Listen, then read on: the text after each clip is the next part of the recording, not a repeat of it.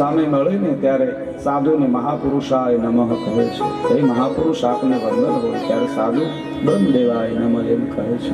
બ્રહ્માજીના એ અંશ છે, વંશ છે.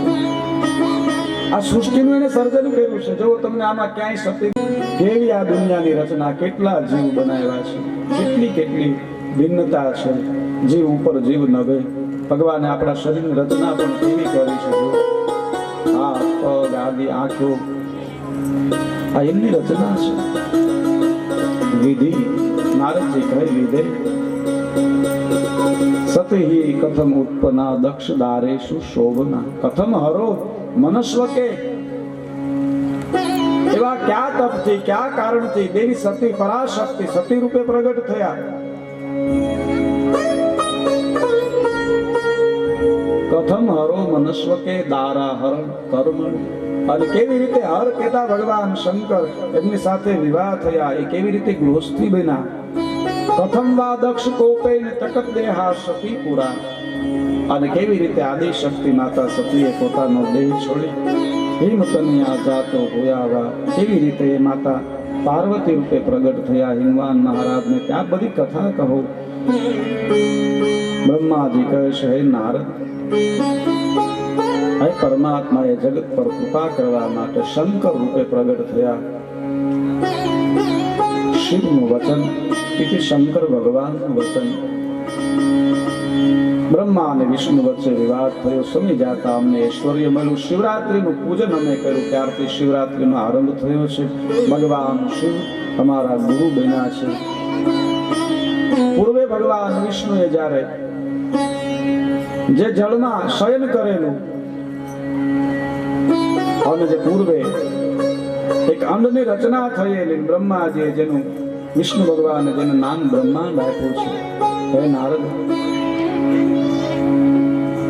આપણે અગાઉ પણ કહ્યું શિવલિંગ એટલે લિંગાકાર છે. ઈંડા આકાર જે આખું છે, આખું બ્રહ્માંડ ત્યારે એક આકાર બને. અને એવું જે હિન્દુ જે હતું એને સચેતન કરવા માટે બ્રહ્માજીએ ખૂબ પ્રયાસ કર્યા. એમાં ચેતના ન જાગી. અંતે બ્રહ્માજીએ ભગવાન વિષ્ણુની સ્તુતિ કરી છે. નમો સ્નવંતાય સહસ્ત્રપાદાય ક્ષિરોરુબાહવે સહસ્ત્ર નામને પુરુષાય શાશ્વતે યુગ કોટિએ ધારીણે નમઃ. અનેક પ્રકારે સ્તુતિ કરી. ભગવાન વિષ્ણુ પ્રસન્ન થયા. કહ્યું, હે બ્રહ્મદેવ કહો. અને કહ્યું કે આ જે ઈંડું છે ચેતન નથી થતું. ભગવાન શિવે મને આપને સોંપો છે, મારા સૃષ્ટિના કાર્યમાં આપ સહાય કરો. અને ભગવાન વિષ્ણુએ વિશાળ સ્વરૂપ ધારણ કર્યું છે. એ જે ઈંડા આકાર આખું જગત છે એથી પણ વિશાળ સ્વરૂપ ધારણ કર્યું છે. અને દશાંગુલ 12 રહ્યા છે. આજે પણ પુરુષોત્તમની અંદર જે ગાવામાં આવે છે, નમો સ્નવંતાય સહસ્ત્રપાદાય ક્ષિરોરુબાહવે સહસ્ત્ર નામને પુરુષાય શાશ્વતે યુગ કોટિ ધારીણે નમઃ. ભગવાન વિષ્ણુ વ્યાપક બન્યા છે. એટલા માટે વ્યાપક કહેવાય છે. આ ધરતીના કણ કણમાં ભગવાન વિષ્ણુ વ્યાપક છે. જે ઈંડું અચેતન હતું, જડતા હતી, ભગવાન વિષ્ણુ એમાં પ્રવેશ કર્યો અને આખું બ્રહ્માંડ ચેતન બન્યું છે. ભગવાનને વ્યાપક ઇતિ વિષ્ણુ કહેવાય છે. અને એના બે ભાગ થયા છે. એક પૃથ્વી બની છે અને એક આકાશ બન્યું છે. બે ભાગ થયા છે. ચેતના પોતે પુરુષ છે, પણ નામ બ્રહ્મા ઉપર. બ્રહ્માજીએ જે ઈંડું એની રચના હતી એટલે બ્રહ્માંડ કહેવાય છે. આ બ્રહ્માંડમાં જે વ્યાપક છે, કણ કણમાં જે વ્યાપક છે, ભગવાન વિષ્ણુ છે. હે નારદ,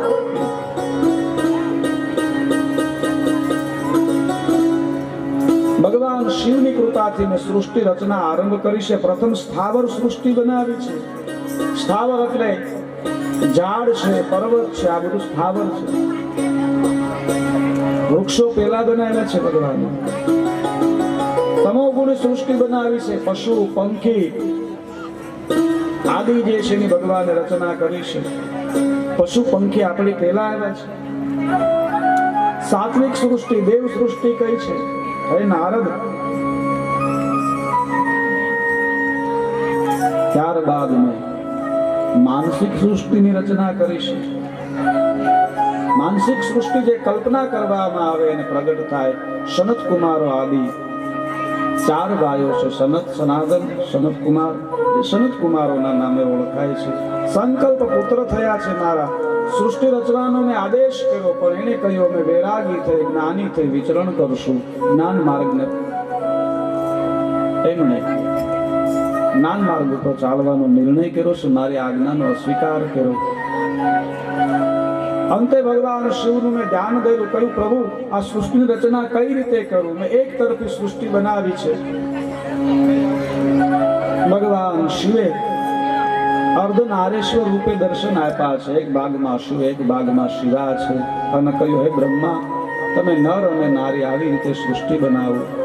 મારું અર્ધ સ્વરૂપ જે શિવા છે એમાંથી નારી શક્તિની ઉર્જા હું તમને સુપ્રત કરું છું. પરાશક્તિ આદિ શક્તિએ પોતાની જે ઉર્જા છે બ્રહ્માજીને અર્પણ કરી છે. જગતમાં તમે માતૃશક્તિનું નિરૂપણ કરો અને જેથી લય વાળી સૃષ્ટિ બને. આ સંતતિ ચાલ્યા કરે, લય વાળી સૃષ્ટિ બને. અને બ્રહ્માજીએ ઉર્જાનો સ્વીકાર કર્યો છે. નર અને નારી વાળી સૃષ્ટિ મનુ અને શત્રુપા રાજાને આપણે મનુ અને શત્રુપાની કથા આવે છે. મનુ રાજા જેમાંથી બ્રહ્મા સ્વયંભૂ મનુ બન્યા છે, શત્રુપા અર્ધંગમાંથી અને લય વાળી સૃષ્ટિ બનાવે છે.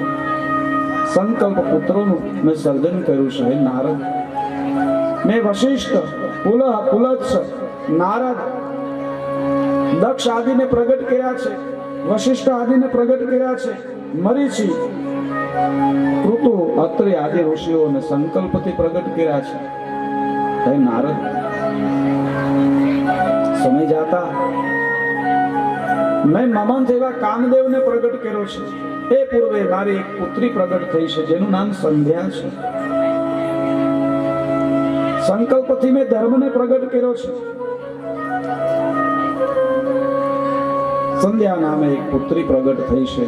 સમય જાતા એક દિવ્ય યુવાન, એક દિવ્ય પુરુષ સંકલ્પથી પ્રગટ થયો છે. બ્રહ્માએ જે સંકલ્પ, જે વિચાર આવે એ પ્રગટ થાય, ઇતિ સંકલ્પ સૃષ્ટિ કહેવાય. મનોહર પુરુષ પ્રગટ થયો છે, દિવ્ય પુરુષ પ્રગટ થયો છે. કહ્યું હું કોણ, મારું નામ શું? બ્રહ્માજીએ કહ્યું મારા પુત્રો તને નામ આપશે. સંકલ્પ પુત્રોએ નામ આપ્યું છે, વશિષ્ઠ આદિએ નામ આપ્યું છે. તમે લોકોના મનને હરી લેનારા હશો એટલે નામ મમંત છે. આ જગતના પ્રજોત્પત્તિના કાર્ય માટે તમે સદાય કાર્યરત રહેશો, એટલા માટે કામદેવ કેવા હશો. બ્રહ્માજીની આ સૃષ્ટિ સદાય લય વાળી બને પ્રજોત્પત્તિના કાર્ય માટે બ્રહ્માજીએ વરદાન આપ્યું છે. હે મમંત, હે કામદેવ, તને આધીન જગત આખું હશે. બ્રહ્માદિક દેવતાઓ તને આધીન છે. ઋષિ, મુનિ, વિદ્વાન કોઈ પણ હોય તને આધીન હશે, મારું વચન છે. મમંત કામદેવ, મોહ છે ને, જેવો લોભ છે એને આખ્યું ન હોય, એને વિશ્વાસ ન દે, લોભને વિશ્વાસ ન દે. કામદેવ કહેતા લોભ, ક્રોધ, મોહ, ઈર્ષા આપણે માનીએ નહીં, ક્રોધમાં કોઈનું માનીએ નહીં. બ્રહ્મદેવ આપના પુત્ર એવા દક્ષને ક્રોધ તાપ કરે. બ્રહ્માજીએ દક્ષને બોલાવ્યું છે. કહ્યું હે દક્ષ, પરાશક્તિ આપને ત્યાં પુત્રી રૂપે પ્રગટ થાય માટે તાપ કરો. અને દક્ષ મહારાજે તાપ કર્યું છે. હજારો વર્ષોનું અનુષ્ઠાન. દક્ષ મહારાજ સ્તુતિ કરે, હે માં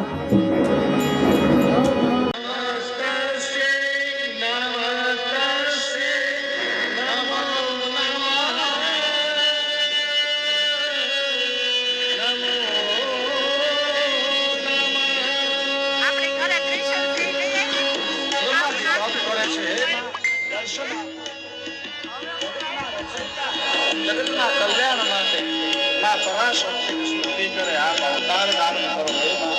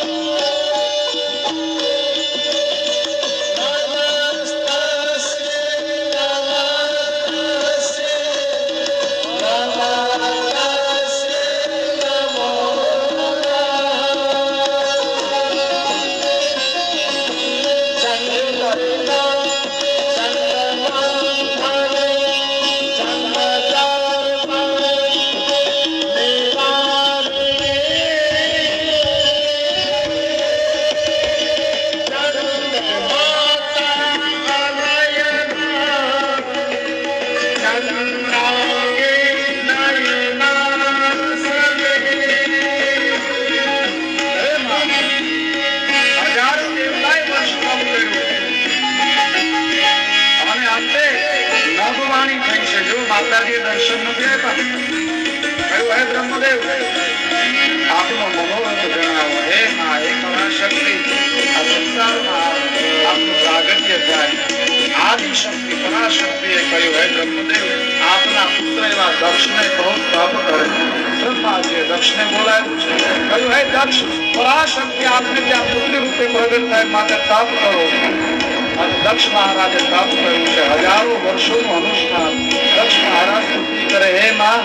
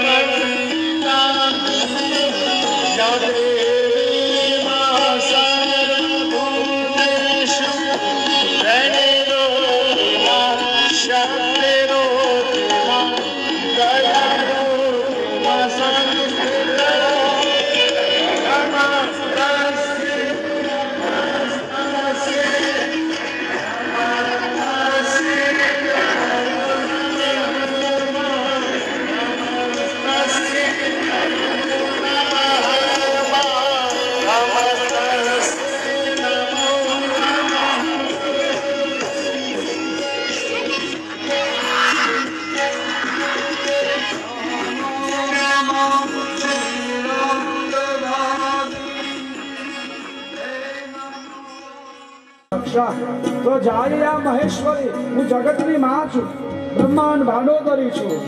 આ બ્રહ્માંડ આખું છે ને એ મારી રચના છે. હું જનેતા છું, હું માં છું. દીકરી ન થાવ પણ એ દક્ષ તારું તપ એનાથી પ્રસન્ન થઈ. તો જાય આ મહેશ્વરી, હું ઈશ્વરી છું પણ તારી દીકરી થઈશ. તારા તપથી પ્રસન્ન થઈ દક્ષામી ને સંદેહ સમય આવતા હું તારી ત્યાં પ્રગટ થઈશ. હે દક્ષ, પણ યાદ રાખજો, તું જે દિવસે મને ભૂલી જાય હું કોણ છું, મારું અપમાન કરીશ, તેથી તારો ત્યાગ કરીશ. તારું વચન છે ભગવાન શંકરનું, પાણી ગ્રહણ કરું, વિવાહ કરું, પણ હું ભગવાન શંકરની દાસી છે. અહમ કશ્ય સદા દાસી. એ નિર્વિકારી છે, જીતેન્દ્રિય છે, એને પામવાનો હું પ્રયાસ કરીશ. પણ દક્ષ મારું વચન ન ભૂલતો. અને દક્ષ મહારાજ પોતાના ક્ષેત્રમાં આવે છે. દક્ષ પત્ની વીરણી ચારે બાજુ દિવ્યતા સુખમય એમ કહેવાય છે. સમય વીતવા લાગ્યો છે. સુકાયેલી નદીઓમાં ફરીથી નીર આવવા લાગ્યા છે. અમળ ઝાડની અંદર ફળ આવવા લાગ્યા છે. દક્ષ પત્ની વીરણી સુખના દિવસો છે.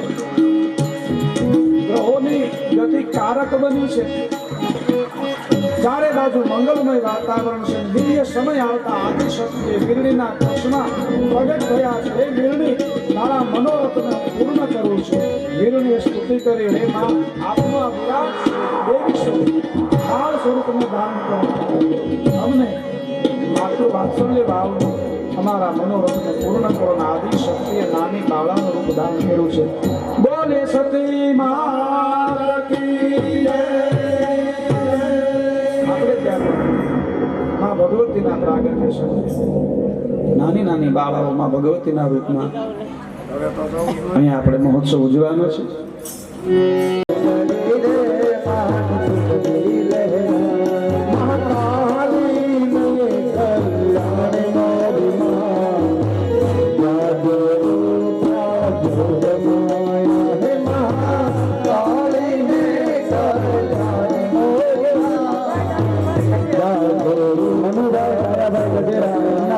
માતાજીની સુંદરી એટલે 500 રૂપિયા આવે છે. મહાકાલીને ઓટાડે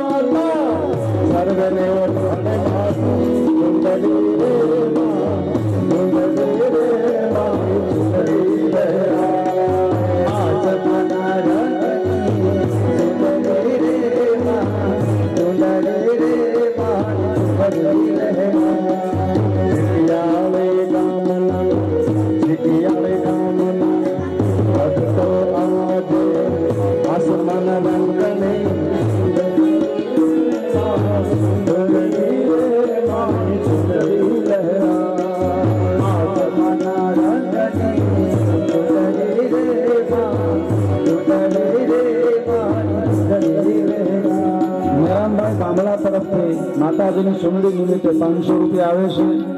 જય માતાજી, ખૂબ ખૂબ સાધુવાદ. હિતેશભાઈ કાળાભાઈ રાવળદેવ એમના તરફથી સુંદરી નિમિત્તે 100 રૂપિયા આવે છે.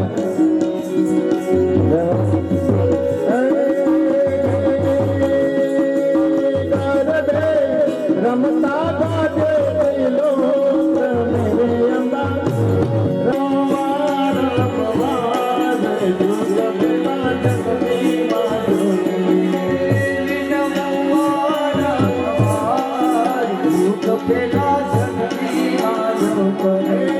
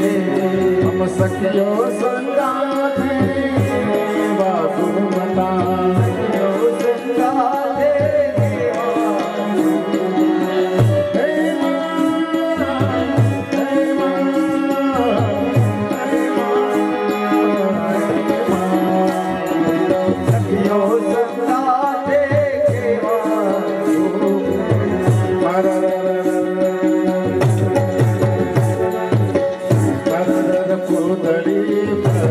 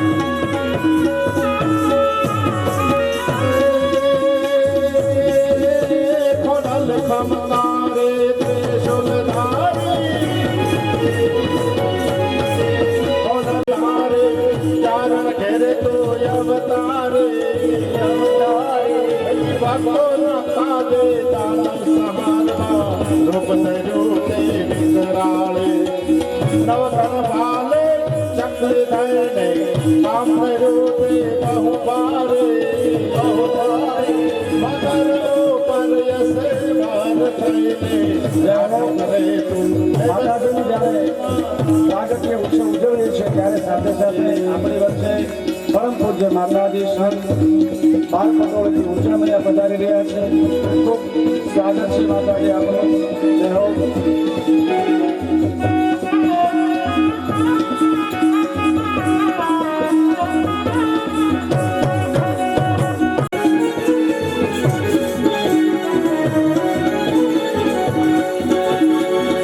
સંન્યાસાશ્રમ બાળપટોળે ત્યાંથી પરમ પૂજ્ય સંત શ્રી માતાજી ઉર્જામૈયા પધારી રહ્યા છે. ખૂબ ખૂબ સ્વાગત છે.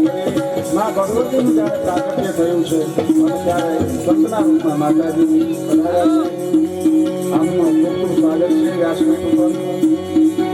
જય હો. ઘોર અંધારી રાતલરી મારી સિરા કરે સવારે ઘોર અંધારી રાતલરી મારી સિરા કરે સવારે. રમજો રમજો રે જો કનૈયું તમે રમજો રમજો રે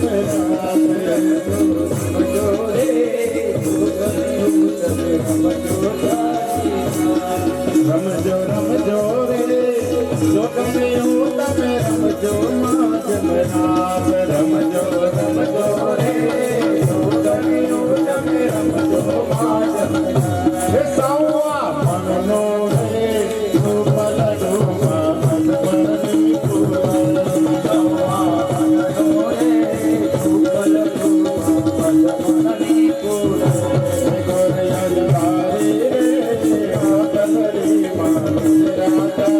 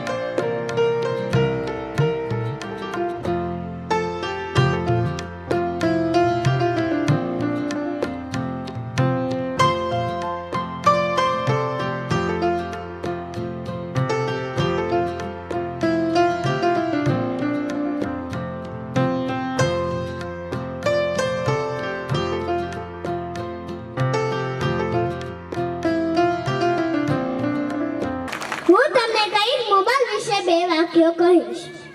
એક શિક્ષક હતા. શિક્ષકે બધા જ બાળકોને મોબાઈલ વિશે લખવા કહ્યું. એમાં બધા જ બાળકોએ સરસ, સુંદર અને બેસ્ટ નિબંધ લખ્યો.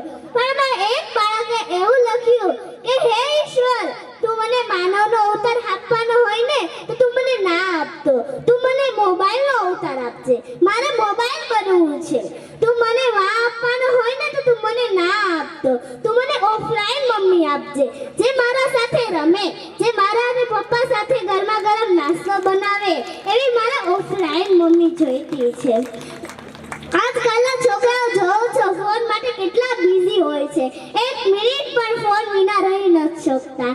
लोग पहले ज्वेलरी छुपाते थे, लोग पहले ज्वेलरी छुपाते थे, फिर ज्वेलरी छुपाते थे, फिर ज्वेलरी छुपाते थे और अब तो गैलरी छुपाते थे, और अब तो गैलरी छुपाते છે. આપણે ભક્તિને છોકરાઓને છોડીને ગામ કે વિદેશમાં જઈ શકીએ છીએ, પણ આપણે મોબાઈલ છોડીને કંઈ જ પણ નથી જઈ શકતા. Thank you. Vande. Thank you. આવો છે. આપણી વચ્ચે પણ સંતો પધાર્યા છે. માતાજી બાર પટોળેથી ઓજામૈયા સંન્યાસ આશ્રમ, ત્યાંથી આશીર્વાદ દેવા માટે. એમની ખૂબ વ્યસ્તતા, પણ અમે કહ્યું અમારે ત્યાં કથા આપ પધારો ને આજ માતાજીનું પ્રાગટ્ય છે ને મૈયા પધારે આવ્યા. ખૂબ ખૂબ રાજીપો, સાધુવાદ.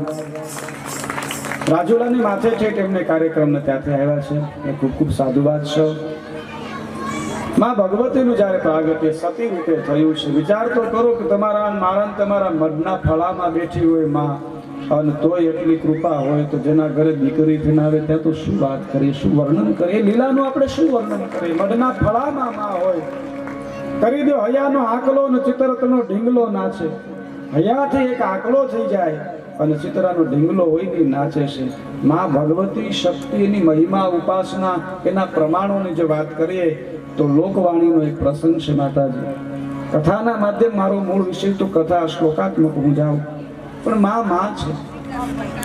દક્ષ મહારાજને ત્યાં અનેક પ્રકારે લીલાઓ કરે છે. ધીરે ધીરે માતાજી મોટા થવા લાગ્યા છે. સમય જતા નંદાવ્રત કર્યું છે. જે માસથી જે વસ્તુથી ભગવાન શંકરને પૂજે છે એ જ વસ્તુ બહુ થોડી માત્રામાં આરોગવાની હોય છે, જેને નંદાવ્રત કહેવાય છે. માએ નંદાવ્રત કર્યું છે. ભગવાન શિવને પ્રસન્ન કર્યા છે. સમય જાતા ભગવાન શિવ પ્રસન્ન થયા છે. બ્રહ્મા અને વિષ્ણુ ભગવાને જે મહાદેવને વિનંતી કરી, પ્રભુ આપ વિવાહ સ્વીકાર કરો. મહાદેવ કહે, ગ્રહસ્થીમાં મારી કોઈ અનુમતિ નથી, મારો કોઈ વિચાર નથી. હું તો યોગી થઈ વિચરણ કરું, ભ્રમણ કરું. હું સ્વાત્મારામ સ્વયંનું ધ્યાન ધરું. બ્રહ્માજી અને વિષ્ણુ ભગવાને કહ્યું, પ્રભુ ઘણા અસુરોનો વધ ભગવાન વિષ્ણુના હાથે હોય, ઘણા અસુરોનો વધ આપના હાથે હોય. આ સંસારમાં ઘણા અસુરો, ઘણી અરાજકતા હશે, એ શક્તિ વિના શક્ય નથી. માટે આપ ગ્રહસ્થીનો સ્વીકાર કરો, વિવાહનો સ્વીકાર કરો. દેવતાવાદીની સ્તુતિ થકી ભગવાન શિવે વિવાહ માટેની સ્વીકૃતિ આપી છે. પણ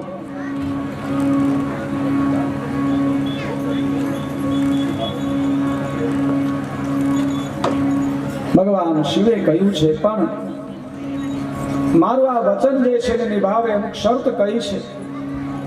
દેવતાઓએ કહ્યું છે, બ્રહ્મા આદિ દેવોએ કહ્યું છે, પ્રભુ આપના કાર્યને પૂર્ણ રીતે નિભાવે. આપની ગ્રહસ્થી એ માટે જ આદિ શક્તિ, પરાશક્તિ દક્ષ મહારાજને ત્યાં સતી રૂપે પ્રગટ થયા છે. આપ એના તપને પૂર્ણ કરો. ભગવાન શિવ માતા સતીના તપને પૂર્ણ કરે છે. કહ્યું, વરદાન માગો, આપ મારા પતિ થાવ. તથાસ્તુ કહ્યું છે. ભગવાન શંકર કૈલાસ પર આવ્યા છે. બ્રહ્મા આદિ દેવોને કહ્યું છે, મેં સતીના તપને પૂર્ણ કર્યું. એને વચન આપ્યું છે, વિવાહની તૈયારી કરો. બ્રહ્માજી દક્ષ ક્ષેત્રમાં આવે છે. 7 વાનાના લગ્ન લખાય છે. ચૈત્ર સુદ 13નો દિવસ નક્કી થયો છે વિવાહ. સૂર્ય જ્યારે ફાલ્ગુની નક્ષત્રમાં છે, ચૈત્ર સુદ અને 13ના દિવસે શિવ અને સતી એમના વિવાહનો દિવસ નક્કી થયો છે. 7 વાનાના લગ્ન લેવાના છે.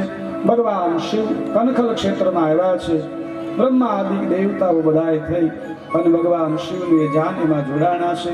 યોગ્ય સમયે લગ્નની વિધિ થઈ છે. ચૈત્ર સુદ 13નો દિવસ પૂર્વા જ્યારે સૂર્ય ફાલ્ગુની નક્ષત્રમાં છે, બ્રહ્માજીએ લગ્નની વિધિ કરાવી છે. ભગવાન શિવ અને માતા સતીના વિવાહ થયા છે. ભગવાન શિવ કૈલાસ પર્વત ઉપર આવ્યા છે. સમય જાતા માં પરાશક્તિ, આદિશક્તિ, ઈશ્વરના વિજ્ઞાન સંદર્ભે ભગવાન શિવને પ્રશ્ન કર્યો છે, હે દેવ દેવ મહાદેવ બીજા નહીં, પરમ તત્વ બીજા નહીં. મારે આપનું જે શાશ્વત સ્વરૂપ છે એને જાણવું છે. આપના શાશ્વત રૂપનું મને વર્ણન કરો. ભગવાન શિવે કહ્યું, હે દેવી, મારા શાશ્વત સ્વરૂપને જાણવા માટે મારા વિજ્ઞાનને જાણવું પડે. અને ભગવાન શિવે કહ્યું, વિજ્ઞાનને જાણવા માટે ભક્તિની જરૂર છે. નવદા ભક્તિ ઈશ્વરના વિજ્ઞાનનો જે સંવાદ છે, જેને આપણે આગળના સત્રમાં અથવા આવતીકાલના સત્રમાં લેશું. અહીંયાથી આપણે થોડીક દાનની જાહેરાત છે એમને લઈએ, ત્યારબાદ આગળ કથાના ક્રમમાં આપણે પ્રવેશ કરીશું. અહીંયાથી નાના એવા દાનની થોડી જાહેરાત છે, આપણે જે આગળ લઈએ. ગામના બ્રાહ્મણો બાવાજીને સાડી અને રોકડ દાન કરવા ઈચ્છે છે, તો એ આપણે કાર્યક્રમ કરીએ. ત્રિવેણી બા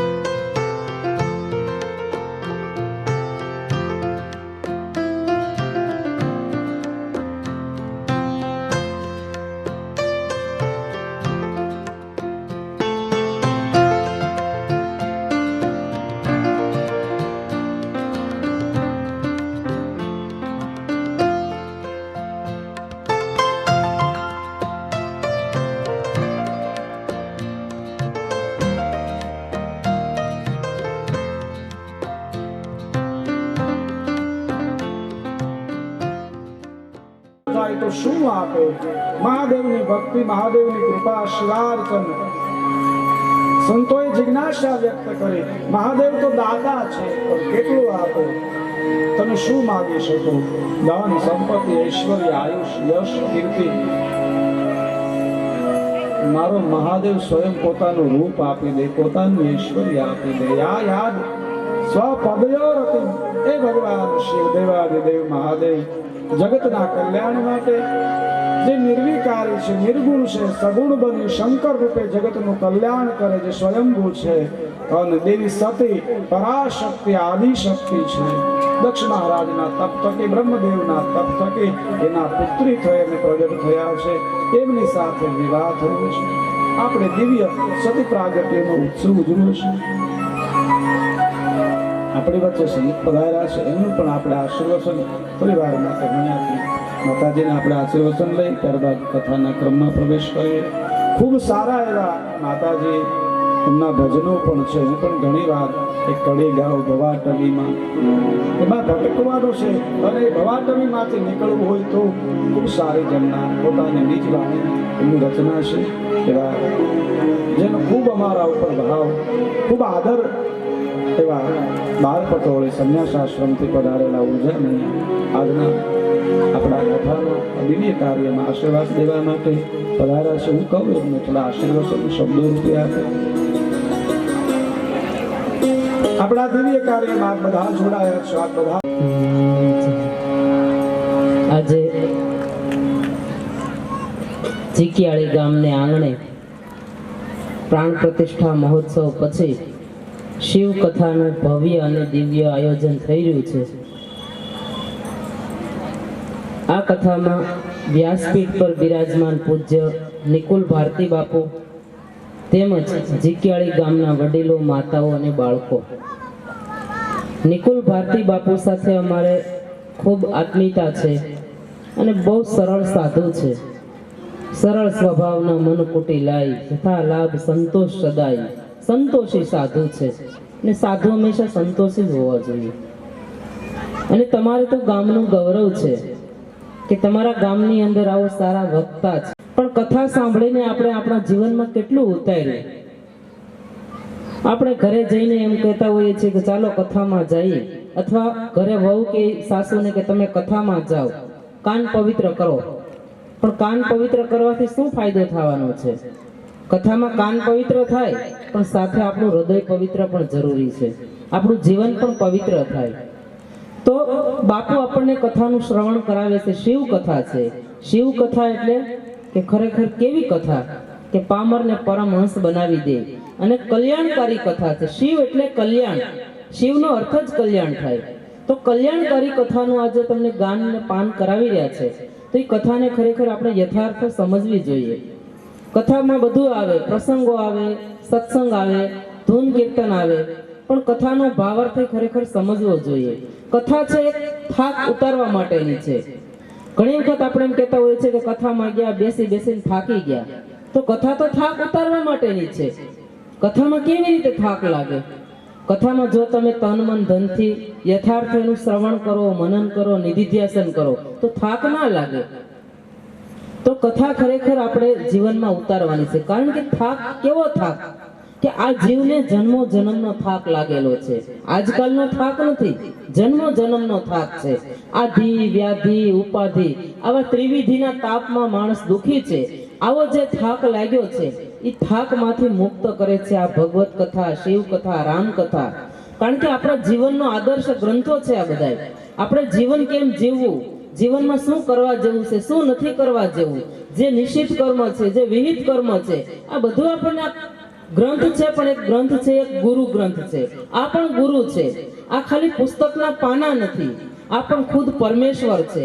તો જીકિયાળી ગામ ખૂબ ભાગ્યશાળી છે કે જે તમારા ગામને આંગણે શિવ કથાનું ભવ્ય અને દિવ્ય આયોજન થયું છે. તો આપ સૌ ખૂબ સાથ સહકાર આપો છો અને આપજો. અને આવા સાધુને પણ સહકાર આપતા રહેજો તન મન ધનથી. કારણ કે આ તો સહકાર વગર તો કઈ પ્રસંગ થતા નથી. મેં હમણાં જોયું કે સાધુ બ્રાહ્મણને દાન પૂન કરતા હતા. મને ખૂબ આનંદ થયો કે કથામાં ખરેખર આવું બધું ભજન ને ભોજન, દાન પૂન બધું થવું જોઈએ. તો આ જીકિયાળી ગામને ખૂબ ખૂબ હૃદયથી આશીર્વાદ. ઓમ નમો નારાયણ.